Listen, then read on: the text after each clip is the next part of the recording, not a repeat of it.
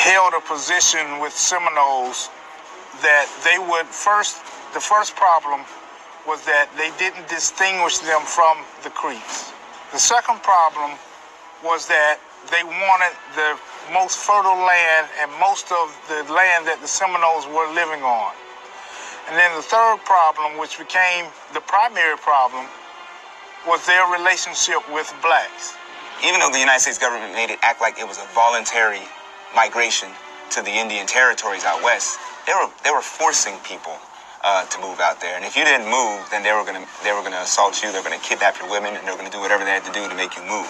So Andrew Jackson actually came up with the Indian Removal Act, which was a policy that he proposed to try and negotiate with the Red Indians to relocate them to different lands that were west of the Mississippi.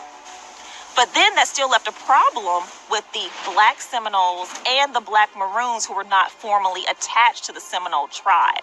The treaty that was initially signed had problems. The land that was designated for the Seminole Nation was inhabitable, particularly in this region. There was a guy by the name of Francis Dade who had about 100 or more than 100 troops stationed in the area as they were actually kind of bringing the supplies in. The Seminoles, they ambushed them. And it's not only, red Seminoles, it's black Seminoles. It's everybody coming together, and they ambush them, and they commit this crazy assault, and they kill every single one of them except for 2 people. So the Dade Massacre happened when the Red and the Black Seminoles were stalking General Dade and his men. He had a regiment of 100 and something men, and they were walking to another post, and they had their guards down. And the Black Seminoles and the Red Seminoles were creeping in the forest. They were slowly watching them. And then at the most opportune moment, they started to launch into an attack. They ambushed General Dade and his men. Dade was the first one to go down. The Black Seminoles and the Red Seminoles killed almost every single one of Dade's men. There were a couple of survivors left. One of the eyewitnesses even said after the shooting stopped, some Black Maroons came through on horses and started getting hatchets and axes and chopping down and hacking all of the survivors that were on the ground. They also used the Afro-Seminole Creole language. They would make markers on different trees for different signals, when to attack and when to be a part of another struggle, or where to be at a certain time and place. And so they were using these different tactics to fight against the United States military. A lot of places and a lot of counties are named after a lot of white people who were killed by Black Seminoles. A lot of prominent white people were killed by the Black Seminoles, like Dade County is named after General Dade. Dr. Henry Perrine, he was the person who introduced key limes to the Americas. And he was out there in a place called Indian Key. The Black Seminoles and the Red Seminoles went out there to the Key, and they were killing people left and right. Dr. Perrine, he was one of the people. He tried to fortify himself in his home. He got his family out, and he ended up getting massacred and slaughtered along with several other people on that island by the Black Seminoles. In fact, one of the eyewitnesses who was in a trunk below the house, they heard the voices, and they said to the press that they heard Negro voices upstairs before Mr. Perrine was killed. I mean, the U.S. was losing, and they were losing badly. And that's the point of the guerrilla tactics that we were using continually. Look, John Horse said, the Seminoles, we're not going to fight a war we cannot lose unless we can help it. And so the tactics that they were using were so superior to the U.S., they were just basically getting smashed. Now, during the Seminole War, the Black Seminoles went all through Florida, burning down plantations left and right. And this is something that is never really talked about. You had these black people systematically going all over Florida to plantation, burning the plantations down, killing the slave owners, and freeing the enslaved black people that were there. They did this all over Florida.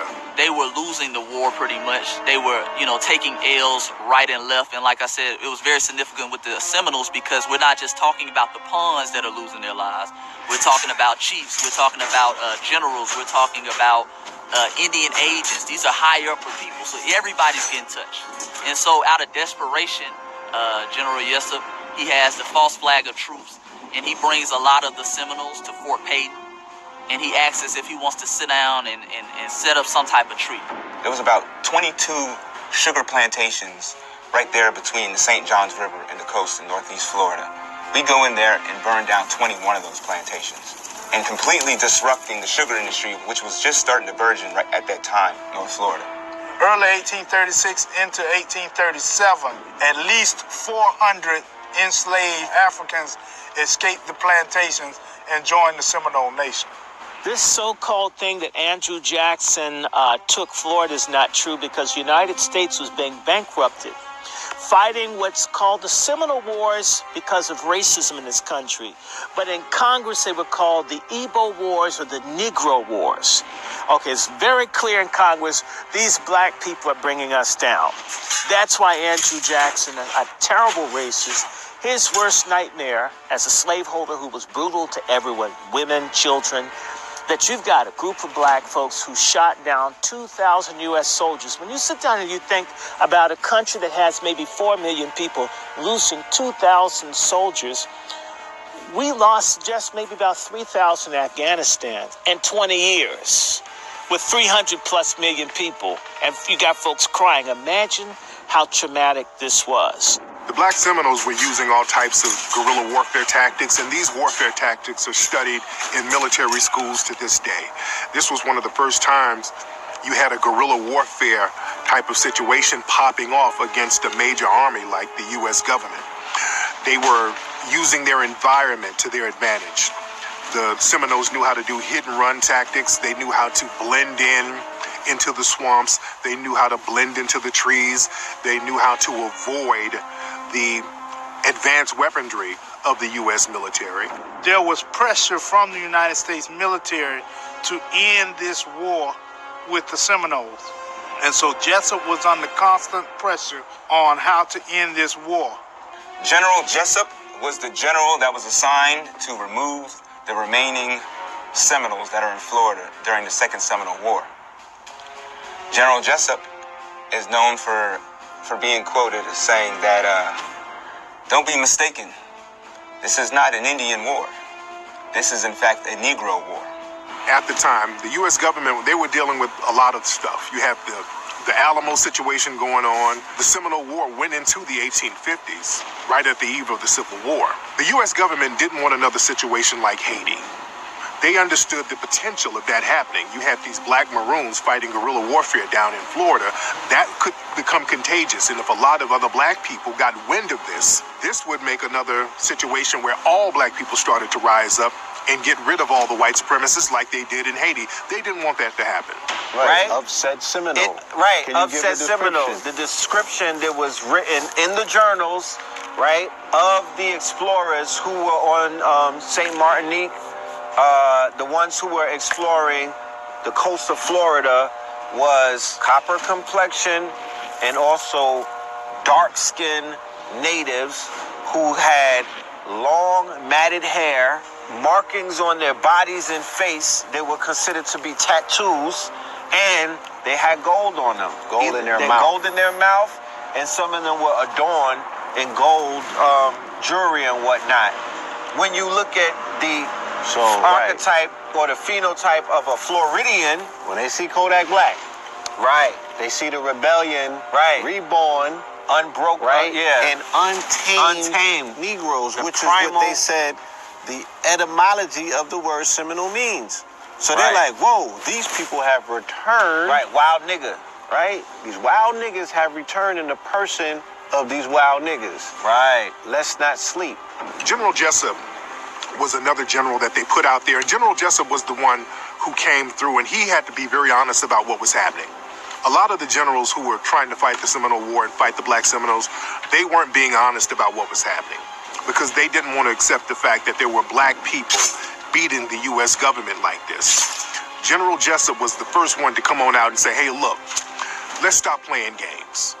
In warfare, in order to win, we got to be honest, because they kept sending different generals out there, and these generals were getting defeated.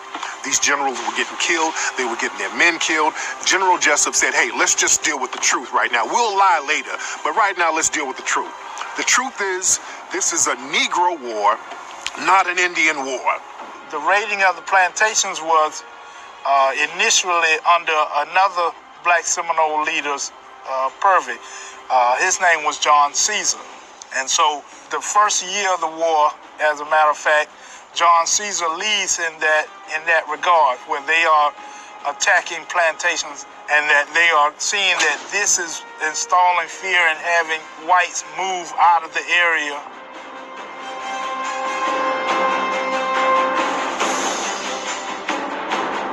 His other military advisors that are out in the field are telling him, we're getting to the point in some negotiations where things are going well, and then the Black Seminole comes and begins to talk, and next thing you know, things are turning different. And so they are beginning to understand the importance of Black Seminoles and how Black Seminoles are actually influencing the war. And Jessup gets to the point where he even says himself, this is not a Native American war, this is a black war. But he was also the same man that tricked Osceola into a truce. He said, you know what, we can come together, have a truce, everything's gonna be good, we'll make sure that we sign some type of treaty and have some type of compromise. And in doing this, he deceived Osceola. He captured him and he put him in a prison, and where Osceola eventually died. John Horse in particular, they were going around destroying sugar mills, sugar plantations, burning up everything as a means to undermine the sugar crop, because they had sugar growing in Louisiana, but even there they had the biggest rebellion, in 1811? They were trying to break the financial back of the planters. The U.S. government, again, they reneged on another truce with the Seminole leaders, and then they ended up capturing them, and then they put them in the San Marcos Castle down in St. Augustine, Florida. Huge castle, huge fortress. It's been there for a while. Many people say that you couldn't break out of it. So the Seminoles went in there. Some of the Black Seminole leaders, John Horse was one of them. They figured out a way to break out of it. They started to starve themselves, and then they climbed up a window, squeezed through the window, and then lowered themselves down to the ground, went back, got with their colony of people, and got the war started again. Florida really didn't, frankly, become viable until after the Civil War. And even then, let's be honest, who went and built Miami?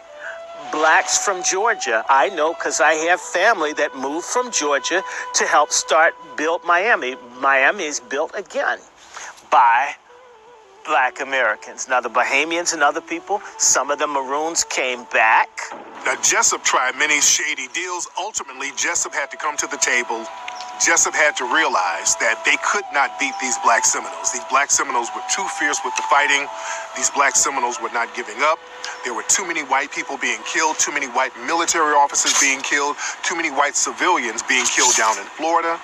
It was taking an economic toll. The plantation society was being destroyed. And remember, many plantations and many enslaved people were insured, so there's a lot of evidence that the insurance companies had to take hits that were in the North. So this was a bad look for the U.S. government, period, and the slave trade, period. So they had to come to a decision that was practical. The Seminole Nation, and particularly the Black Seminoles, were able to hold off and fight for so long, which again, 7 years, which was the longest and costliest Indian war or Native American war ever fought. And so what happens is they are adapting the guerrilla type warfare. They would attack the supply lines. They would attack in the middle of the night.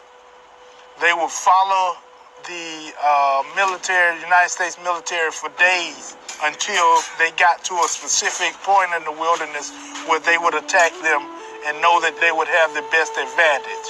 General Jessup, he issued a proclamation basically stating that the Black Seminoles, if they surrendered, they gave up, they agreed to not fight anymore, they would get their freedom and they would not be enslaved. This was a very pivotal moment, and that's never talked about in history. This was the first time that Black people, foundational Black Americans, fought for their freedom and actually won, and they got their freedom. Now, General Jessup did try to renege on the deal a few times, and the Black Aboriginals and the Black Maroons had to make him stand on that. If you know anything about military science, in military science, you cannot be strong at all points. What white supremacy says is that we're strong at all points, you can't do anything. That's a psyop. You don't always win. You lose sometimes. But the problem is you get your opponent to think that they're a loser, then the person that oppresses always wins. General Jessup had to issue a proclamation, and this was a few decades before the Emancipation Proclamation. Now, General Jessup's proclamation was basically, listen, black Seminoles, black Maroons, hey, let's call a truce, but you got to get out of Florida. And one of the misconceptions is that, okay, if you're a Maroon, you're free, and if you're on a plantation, you're enslaved. But as I read through a lot of these primary source records, I'm starting to realize that Maroons actually left enslaved people on plantations to gather intel, to gather tools, to gather supplies. In the same way that the FBI and the CIA infiltrate organizations, we make sure that we keep people on plantations to be able to get resources and know the intelligence of the area. John Horse and some of the black Maroons and some of the black Seminoles went into the immigration camp because part of the agreement was they were supposed to surrender themselves to an immigration camp and they would be sent to Indian Territory. Because General Jessup said, basically, look, you can get your freedom, black people, but you can't stay in Florida. The Maroons protected their communities. White people didn't want to go near their communities. And the Maroons would go on the plantation and ravage the plantations. And that's the history that they don't tell us about when we learn about black history. Have you had people like John Horse? He saw that the U.S. government and some of the guards in the U.S. Army were secretly negotiating with some of these strange, shadowy white slave owners behind the scenes.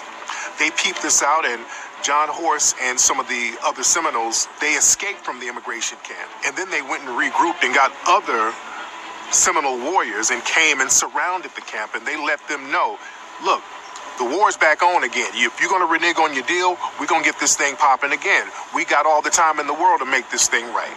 There's lots of different ways for us to advocate for ourselves, make strides, and gain additional rights and protections. But one of those means does involve an element of armed ability to defend yourself. Jessup's proclamation indicated that the black people who were fighting in the Seminole War, their part of the war was a success because that proclamation stated that they would not be enslaved, they would be free. All they have to do is leave Florida.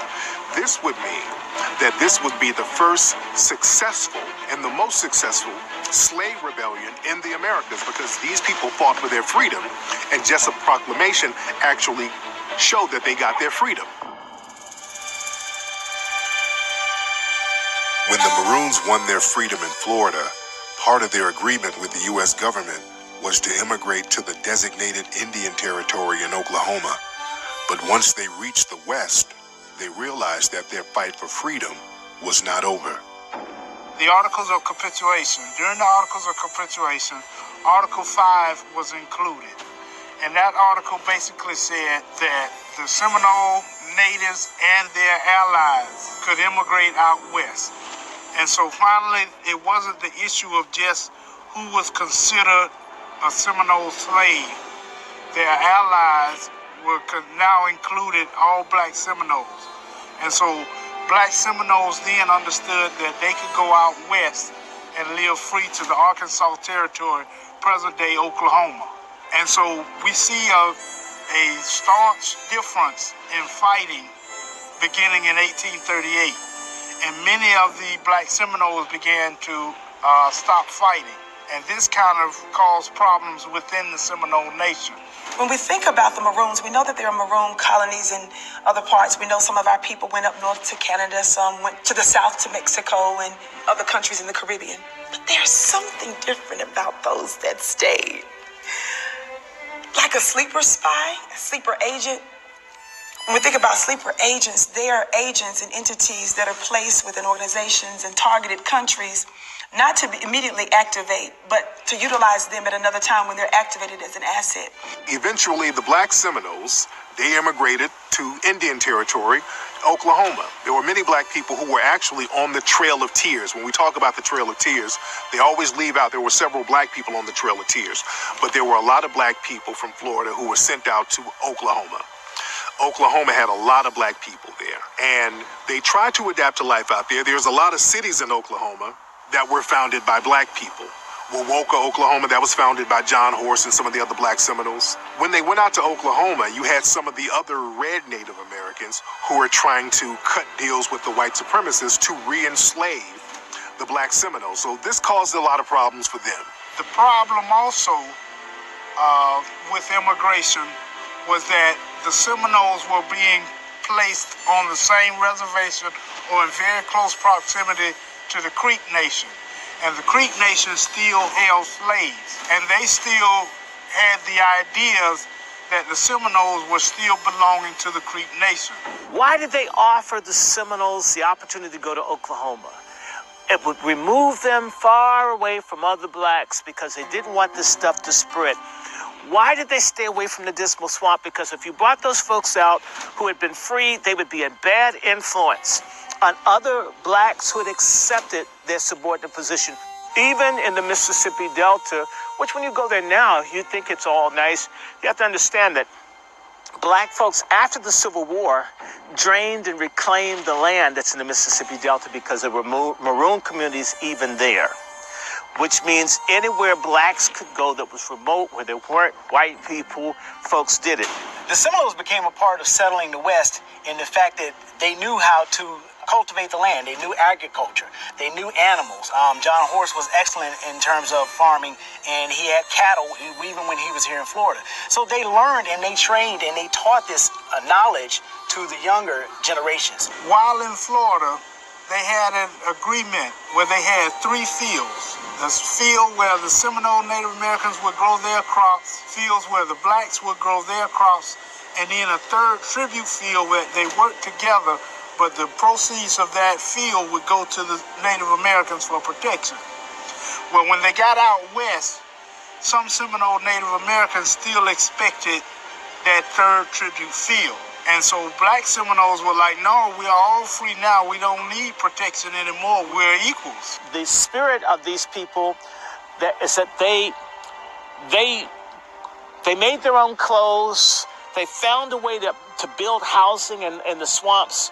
They found a way to cultivate and feed themselves. They took that industry wherever they went, their independence. And this is, again, something that is loathed by the racists. They like us being consumers, being dependent.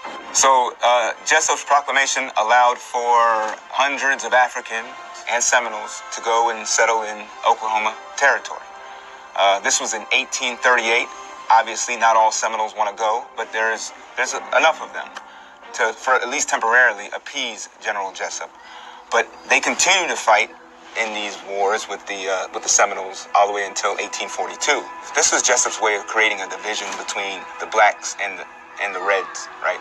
If we create this division, get the blacks out of Florida, and then now all we have to do is worry about the red people. Yeah, once they got to Oklahoma, the alliance between the black Seminoles and the red Seminoles, it dissolved. It was kind of like everybody for themselves.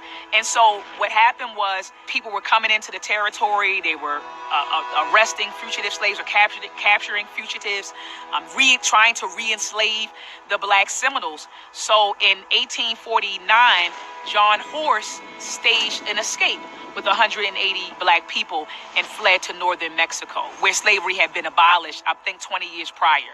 They tried to hold it down as much as they could out there in Oklahoma.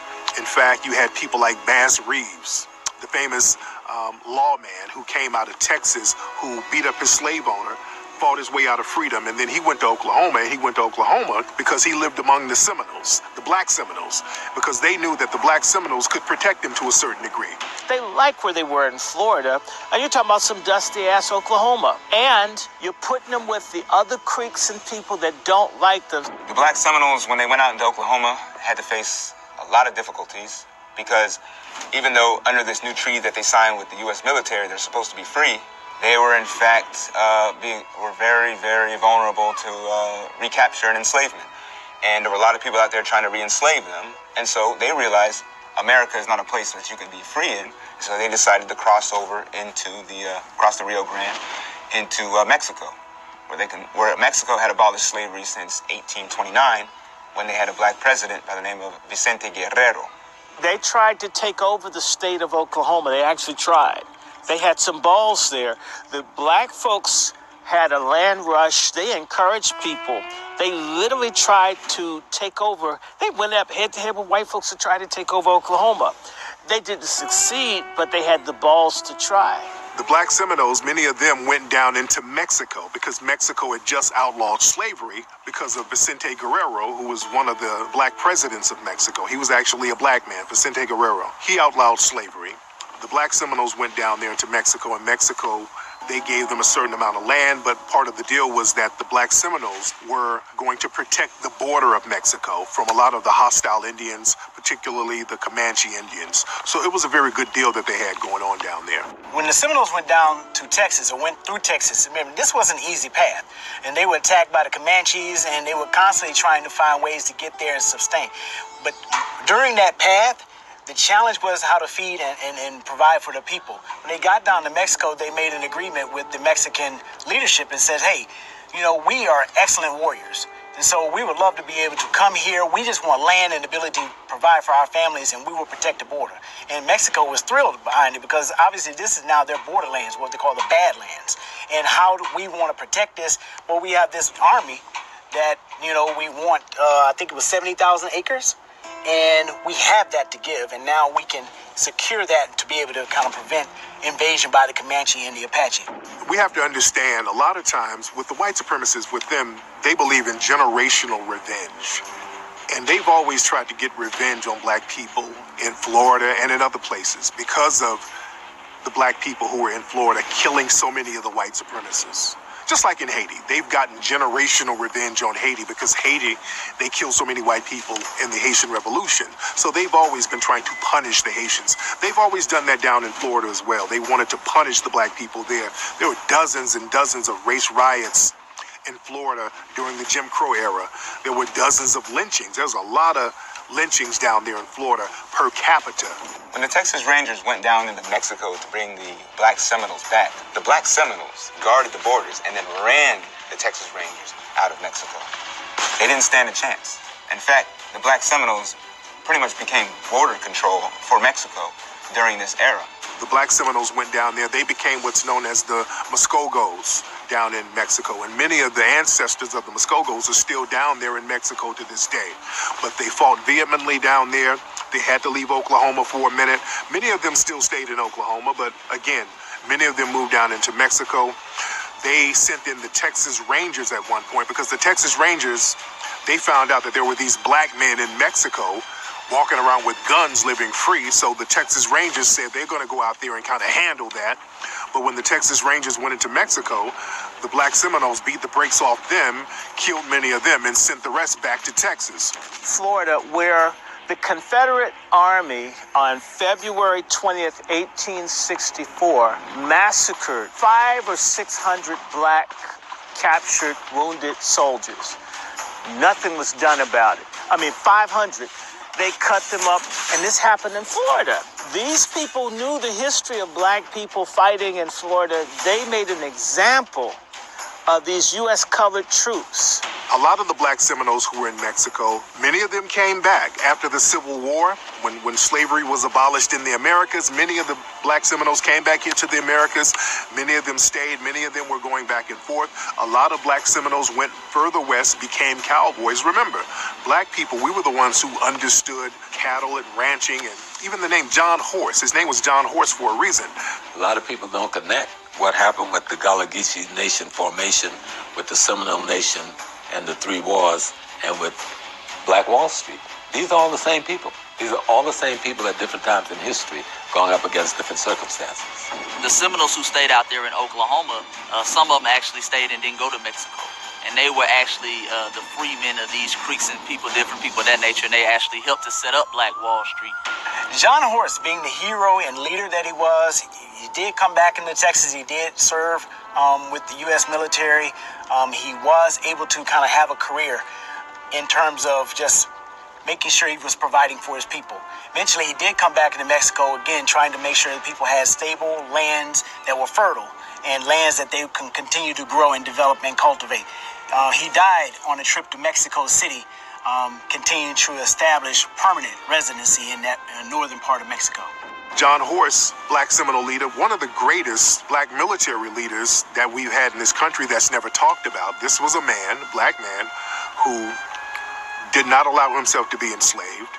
He was a Maroon, killed thousands of white people down in Florida, killed thousands of people all over the country, killed other people in Texas, killed people in Oklahoma to protect himself, killed hostile red natives, and this man lived to be an old man. He lived out his full life. They tried to poison this man. They tried to kill him many times. They tried to ambush this man many times. This man was a survivor. He lived a full, fruitful life, and he lived to old age. He died down in Mexico on a trip to try to get more land for his people. So John Horse was a man who spent his entire life looking out for his people, and he lived a gracious life, and that's a person that's never talked about, and that's one of the greatest American heroes that we've ever had. After the Civil War and slavery ended, many of the Black Seminole Maroons went back into Oklahoma to join the others who remained there. The descendants of many of these Maroons were the people who built the Black Wall Street in Tulsa, Oklahoma, where the infamous race massacre occurred under the false pretext of a rape allegation. What many don't know is that in the beginning of this racial altercation, the Black citizens were winning the battle against the white supremacists. So the brothers went and got guns and went over there to protect this young man. A lot of people don't know that these were brothers who been in the war.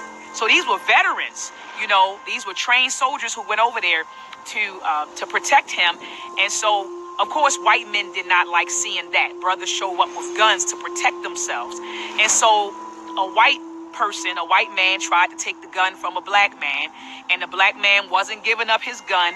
A shot rang out, people scattered. Now, most people don't know about the African Blood Brotherhood, formed in 1912 in New York. Okay? They were serious, and they had a large contingent in Tulsa, and that's the army who was, people act like we didn't fight back, and oh no, we did. If we beat them on the ground, that's why they went to the air and bombed us with the firebombs.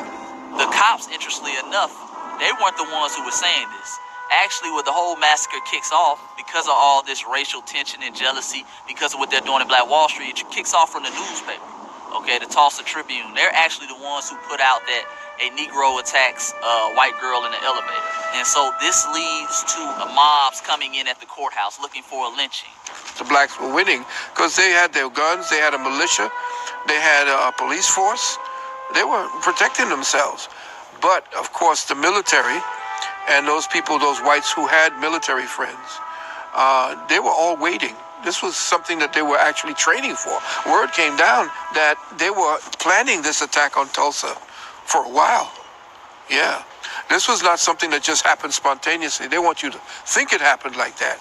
But the very fact that they knew where to get the bombs to bomb, they knew where to go, and that first wave was actually a test to see how strong they were. And then after they saw how strong they were, they said, okay, here we got to bring in the big guns. The brothers, these World War I veterans, they were very strategic. They were setting themselves up on rooftops. They were defending their community, because not only were they defending against the white mob, but a lot of the white cops out there had deputized them. They were pulling black people in. They had basically concentration camps. Every random black person, they were just pulling in, putting them in baseball stadiums, putting them in centers, putting them anywhere just to lock them up. The National Guard was acting as a defense for them as well. So these brothers set up shop. They were sniping people from the rooftops. You have reports of white people coming in carloads getting ran back out because the brothers were raining down fire on them. So these brothers were actually winning. The story of the Maroons has been one of history's best kept secrets, and the legacy of the Maroons is alive today. The story of the Maroon Wars is a lesson on the resistance, the resilience, and perseverance of a people who refuse to settle for oppression. This is a guerrilla war that they even study today in War College because it was so tactically efficient, but they lost a lot of men. We as foundational Black Americans, we understand that we thrive better when we have the white supremacists out of our mix. Our Maroon ancestors, they lived in their own autonomous communities. They lived among themselves. without the input of the white supremacists. They knew that they would thrive better without the input of the white supremacists. They were totally independent people. They were totally free people. They lived on their own terms. When you live on your own terms, when you live psychologically independent of the white supremacists and their input, that by definition makes you a maroon. And many of us, we still have that maroon spirit right now in us, alive today. They'll tell you it's Indians, but if you read more carefully, it's Indians and blacks, because blacks had a bone to pick. And this has been the problem. Black people are the wild card in this country. They have nothing to lose. You won't let us fit in. You don't want to send us back. Don't want to give reparations. So if something comes along, we might just jump into it like bullshit, like Black Lives Matter. Because for a moment, at least, it seems interesting. A lot of times when we look at the lynchings that happen during the Jim Crow era, we always see images of black people hanging in trees and all of these thousands of white people surrounding them. We don't talk about the black people who had the maroon spirit, who actually fought back and took some of the white supremacists with them. White America needs for black people to believe is that you can't win. Just accept our hegemony. We have our foot on your neck and up your ass, and this is the way it is. And we shall overcome. Ha ha ha. The idea of them being beaten, whether it's this thing that happened in 1526, whether it's the General Dade getting shot up, whether it's the Fort Mims thing, this is not something that can fit into the narrative, because it says you too can get screwed by what you dish out. Being able to exercise control over your life, that's what this thing is about. And what our ancestors did was get free or die trying. I think the maroon spirit has been around all over. There's a very good book called The Carnival of Fury. It's a black dude that got mad about racism and shot up about 30 white people in New Orleans. Just, hell, everybody's got to go if I've got to go.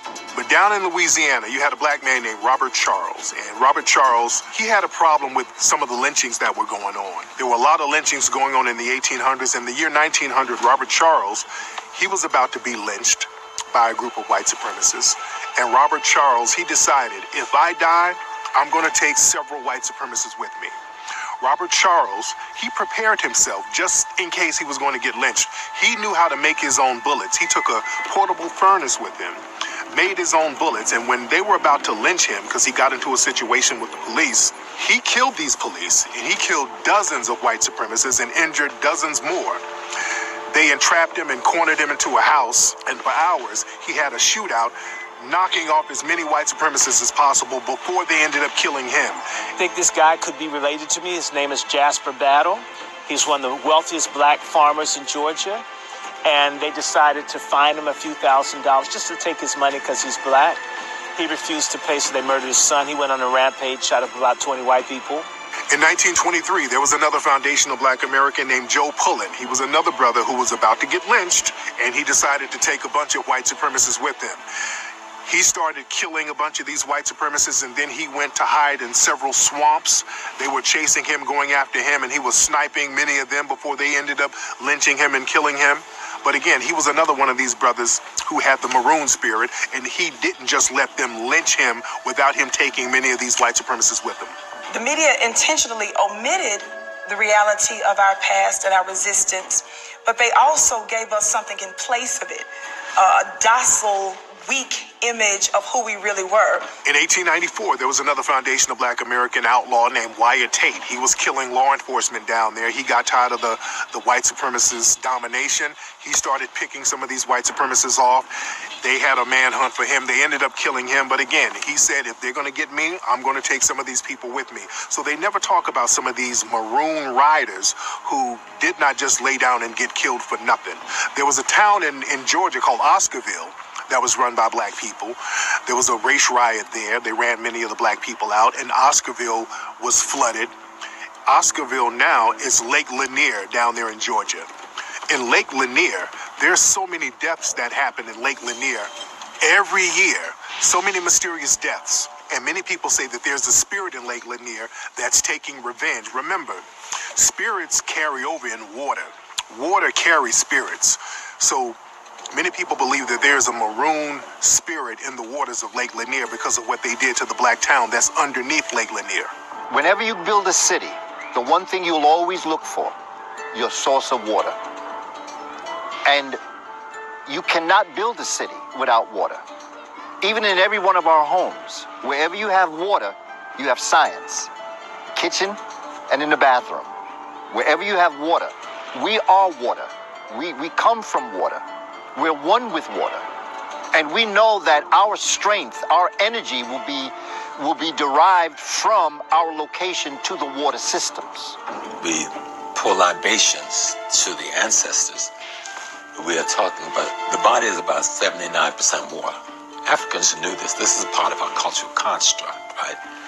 So if that much of you is water, and you are your ancestors, what greater tribute can you make to them in terms of a nutrient than to give them water? Water is memory, okay? And water also is spirit. And water is what connects us diasporically. These oceans, right? We are opposite sides of water. Astrologically, we are Cancerian. As melanated people globally, we fall under the sign of Cancer, which is dealing with the moon, which is dealing with water, right? So in our nature, it's just who we are.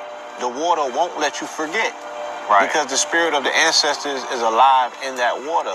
You can kill 10 million people and bury that matter, because the water is going to dissipate. That's 77%. So the matter, you could, as big as you are, I can put you in my hand when I gather your matter. That dust. The rest of you is energy and water. The water will be evaporated back up to the sky, rain back down here on earth, give life to plant and animal, and other people will ingest you. We never think of that, but that's what happens. But the energy, it has a character. It has a relationship with all of the other energy around it. And it is very clear that energy will seek reciprocity when harmed. And if you have a collective energy, then you will have a collective reciprocity in the geography where the energy face that harm. St. Malo was a black maroon down there in Louisiana. There was a maroon colony named after St. Malo. When you look at a lot of these bayou communities out there in Louisiana, these old bayou homes, you see a lot of rednecks and hillbillies living there now, but many of these places were actually maroon colonies. These were black people living in the swamp during the antebellum slavery era. And you had a place like St. Malo where there were a lot of black maroons living there. The maroon chief St. Malo ended up getting killed, but after slavery, a lot of Filipinos ended up living in the St. Malo maroon colony because there was a lot of Filipinos who came off of a Spanish ship, and the black maroons kind of brought them in for protection. After slavery, the black maroons left, but the Filipinos remained there. There is no other group on the planet Earth that have taken on the devil the way we have. In his own house, in his living room and his bedroom, and defeated him most of the time, forcing him to change his law and make this society more humane for everybody. Nobody, not in England, not in France, not in Germany, not anywhere in their colonies have anybody done what we've done. And we're not running away. We're not jumping on this ship going to other places. We're saying, we're going to kick your ass and stand right here in your face. Now what? What you going to do? Former maroon colonies and many black towns, because a lot of black towns really got started because they were de facto maroon colonies. What's interesting, when black people start to form their own independent towns, the white supremacists feel threatened. And the white supremacists get into situations where they find a reason to run the black people off their land. And in many cases, the white supremacists would start flooding a lot of black areas. There's a lot of black areas around the country that were flooded by the white supremacists. This is all over. Even up in Oregon, there was a black town that was flooded by the white supremacists. There are a lot of misconceptions about maroons. Typically in literature, whites will say that the maroons were uncivilized, they were unorganized, they were lewd, they were barbaric. These were the people who lived in the bush. During the turbulent 1960s era in America, the maroon spirit was also alive heavily during the civil rights movement. Between the years 1967 and 1965, Black people in America engaged in a lot of guerrilla warfare tactics. A lot of black people were just fed up with the system, and they decided to take matters in their own hands. After Dr. King was killed in 1968, the week after that, you had something called Holy Week. They're saying to us, the only way to make it is to join us, assimilate, and assimilation in reality is spiritual, cultural, psychological, economic, and political death. Stop being you, and yet you can't be us. It's a message to black people. And the story of the Seminoles, the story of the Dismal Swamp, where the U.S. military didn't even try to go in there, is to say that I don't have to be your slave. In fact, if you hit me, I'm going to hit you back. When people talk about black civil rights, they make it seem like black people were all walking around Edmund Pettus Bridge in Selma, getting beat up by police. White society felt sorry for black people, and that's what got black people civil rights, and nothing is further from the truth. After Dr. King was killed, there were guerrilla warfare tactics all around this country. Black people rose up and were burning down cities, sniping police officers, bombing police stations all over this country. The week after Dr. King was killed, they call it Holy Week. 7 days after Dr. King was killed, the government came up with the Civil Rights Act that we see now. Black people forced the government to break down those Jim Crow laws, and they forced them to implement civil and equal rights for everybody. 7 days after Dr. King was killed, because of so many riots in the country. There's a growing sentiment among our young people that our ancestors are weak, because when they're taught black history, particularly during the civil rights movement, they're shown passive aggressive resistance. So they see our ancestors in civil rights marches getting beat up, getting sprayed with water hose, getting dogs sicked on us. That maroon spirit carried on all through the 1960s. You had people like George Jackson, who formed the Black Guerrilla Family in the California prisons because of the white supremacists who were unjustly killing black prisoners. They realized that in response to George Jackson getting killed, you had some of the black organizations running up, bombing police stations, sniping officers. And when they had funerals for the officers, they would bomb the funerals. And in response to George Jackson getting killed, the people on the East Coast at Attica Prison, they rose up in response to George Jackson. So it was a trickle-down thing. And what we're talking about is, how to use explosives and how to, utilize that type of technology. That had not really been widespread until Vietnam and a lot of brothers started coming back.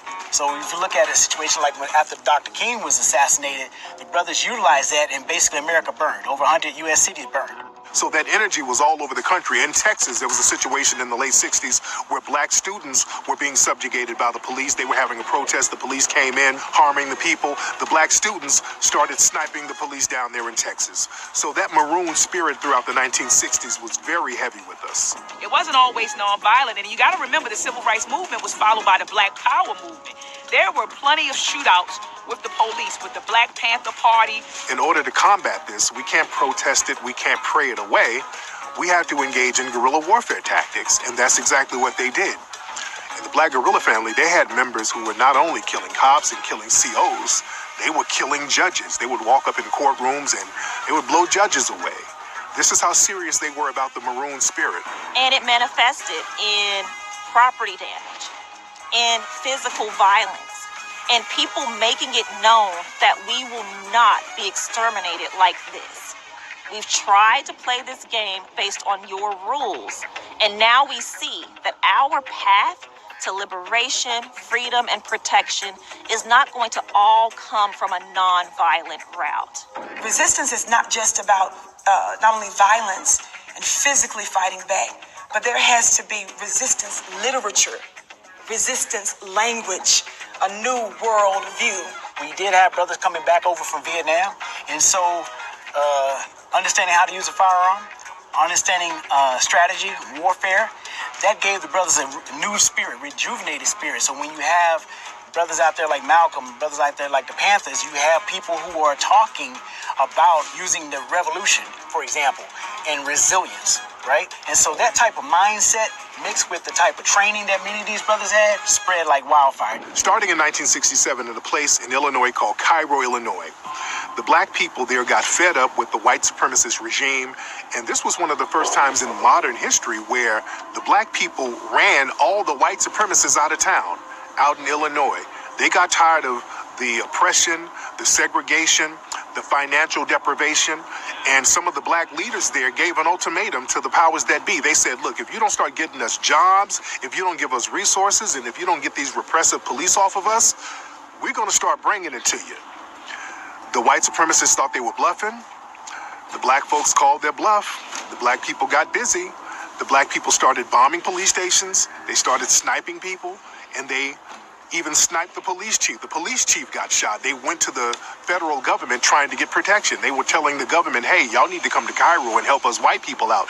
We need some civil rights for us white people. These black people are turning up on us too much. So eventually the black people ran all of them out of there. They didn't like Muslim slaves. The same reason they didn't like Indian slaves, because they weren't afraid to die. See, dying is a mother, man. And see, very few people can survive and accept the fact that you can die.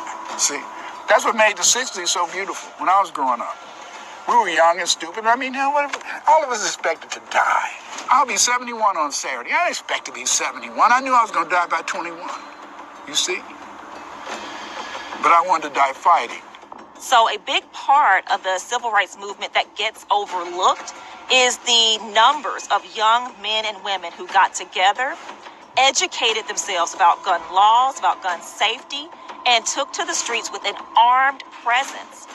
They would show up in support of our nonviolent brothers and sisters who may have been trying to lead a peaceful protest or have a rally, but they would have the armed support of not only the Black Panther Party, but the Ministers of Defense in the South or many other organizations that would come out in force and armed, prepared to let angry white mobs and the police even know that if this thing turns violent, it won't just be bloodshed on one side.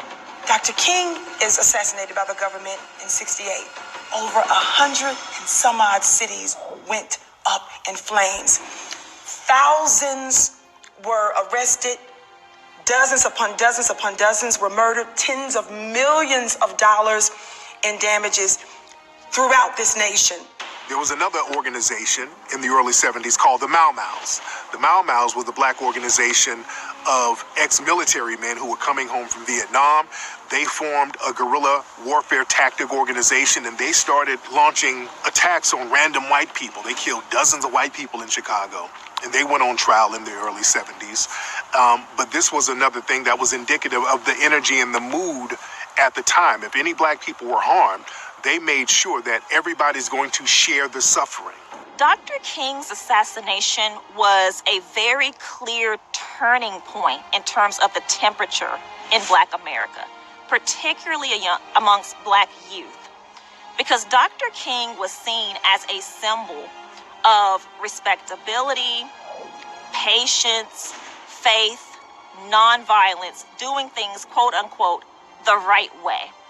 So to see his life taken from him in such a cowardly, violent act, it broke something in young Black America. And that broken spirit, that pain manifested in the streets of major cities across the United States. Black folk represent the pulse of what we call democracy. If ever you want to know about democracy, ask how are African Americans doing, and that'll tell you how democracy is going. Many people are aware of the history of perceived militant groups like the Black Panthers and others who were around during the 1960s and 70s. But another group who exemplified the Maroon spirit at that time and are rarely mentioned by academics or historians is a group called the Black Liberation Army. So they went out and recruited people for their organization, and they were semi-successful to a certain degree because they launched many guerrilla warfare tactics. They were blowing up police stations. They were sniping police officers.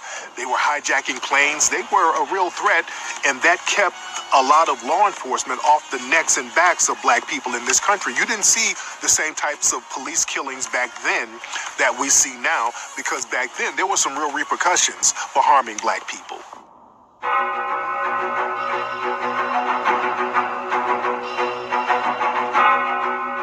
Look to your history and see what fighting yields, but also take time to look at your history and look at the people who didn't fight.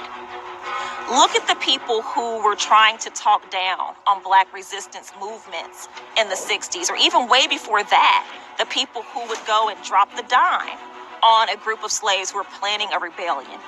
Are their names even still remembered in history? And where would we be if they'd had their way?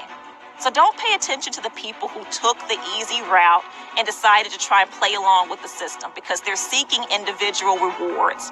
We are the Maroons. We are today's Maroons. We are the force that's moving forward. We will never be stopped. We will keep on keeping on. Look at history. We're never going to stop.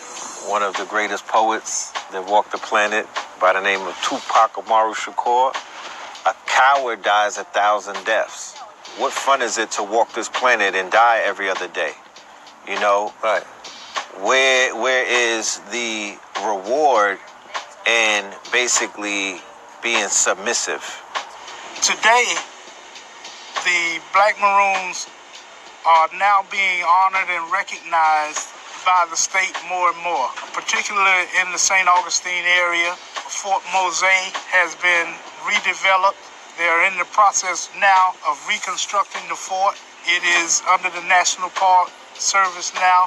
The legacy of the Maroons is still alive right now today, because we as foundational Black Americans, we still have that Maroon spirit.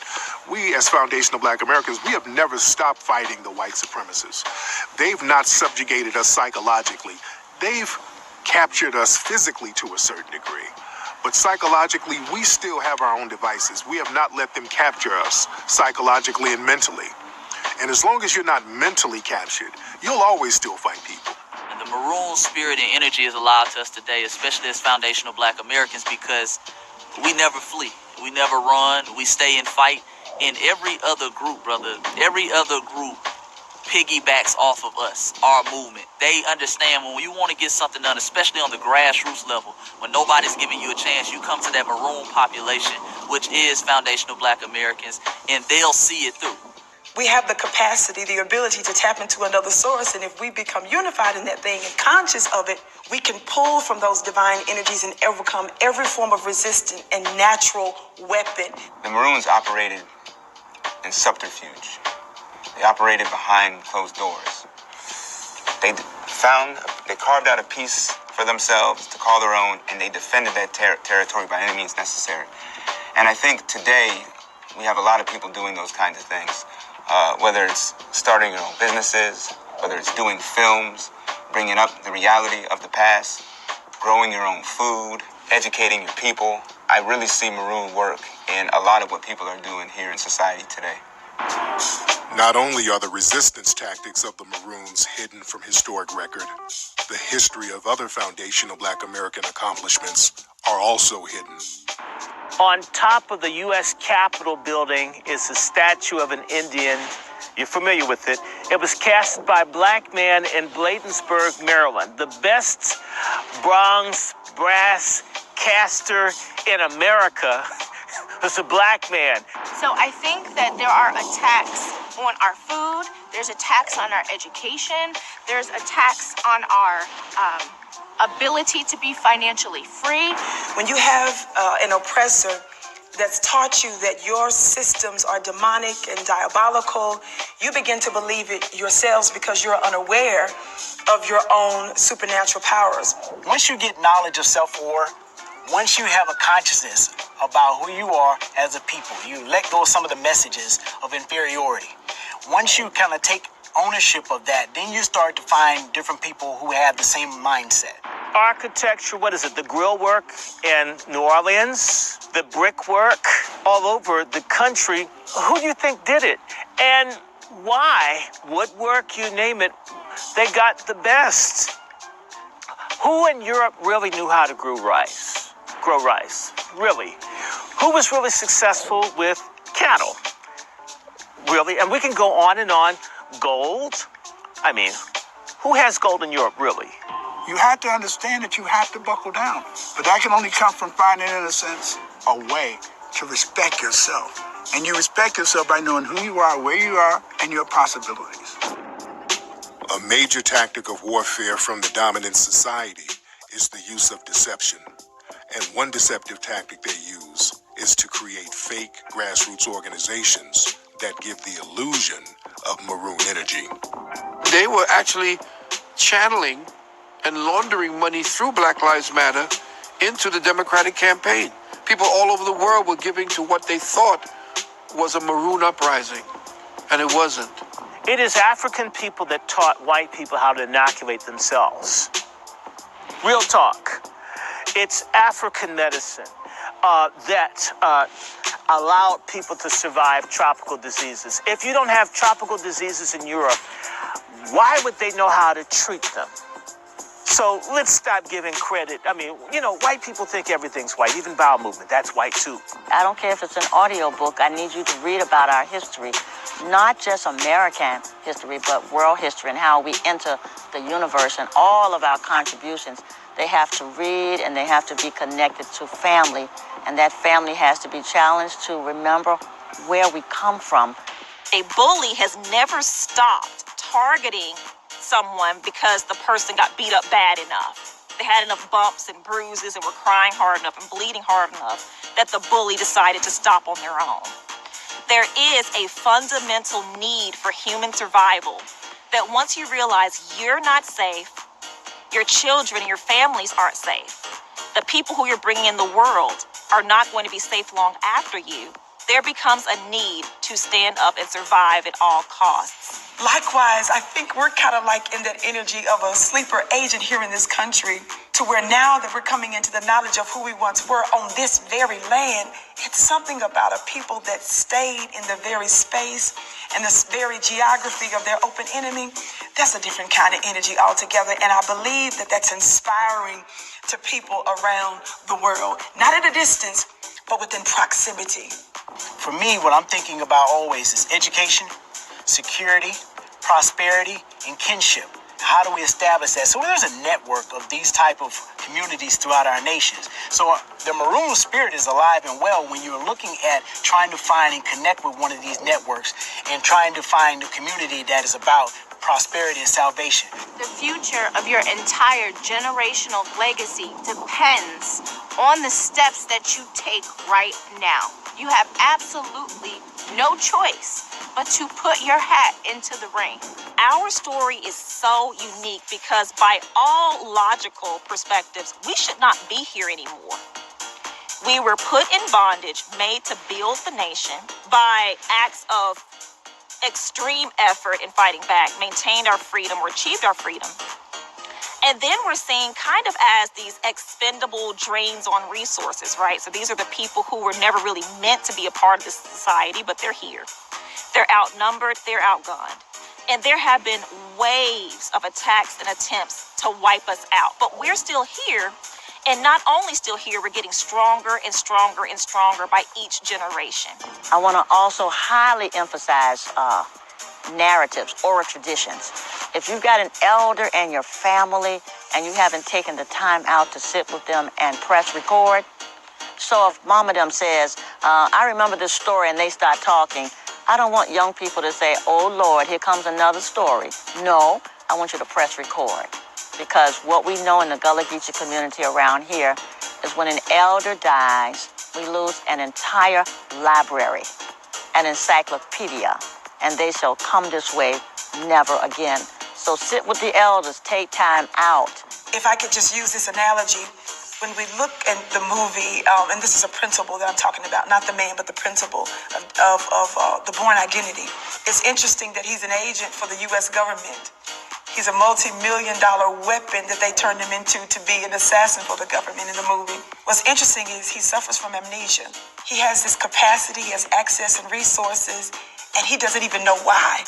But the moment he comes to realize who he is, it redirects all of his skills and his energy to fight against the very government that misused him. Look at some of the uprisings that have happened in response to recent incidences of racially motivated police violence. If we look at Baltimore after the killing of Freddie Gray, we saw just young Baltimore teens taking to the streets with no more than maybe rocks and bottles and things of that nature. But we saw the full scale of the United States military and the National Guard and militarized police rolling out with tanks and tear gas and rubber bullets just to take on these relatively, unarmed, seemingly defenseless teens. You are the sperm and the egg of your mother and your father. When they gave birth to you, who did they give birth to? Themselves. When they were given birth to by your grandparents were given birth to themselves. When they were given birth to by your 8th great parents, they had given birth to themselves. Are they not the Maroons? Are you not the Maroon? You are those 8 grandparents right now. They have almost an oppositional identity. White has to be up, black has to be down. White is good, black is bad. And so you make something Indian, or you make it something else. You say people of color, anything other than to give recognition to where it actually comes from. Like they'll say American music. What is American music? Jazz, blues? Well, whose music is it? What's American music?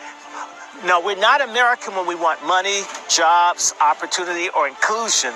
But the minute they want to take credit for things that we make, from Jack Daniels to potato chips to you name it. I don't want us to focus on our right to ride the bus. I want us to realize that at this point, we have to buy the bus. And our big deal is to take our brothers and sisters coming from other places and say, don't be afraid of this devil. We just showed you. You can defeat him. Don't let him trick you. To ally yourself with him. There are many of our brothers who migrate to the country trying to survive and out of fear. When they see, that's why they don't want our story told. When our story is told, our brothers and sisters from Jamaica, from Costa Rica, from Ghana will say, oh shit, I don't have to submit to this devil. Because my brother and sister have shown me you do not have to submit to it. Freedom or death.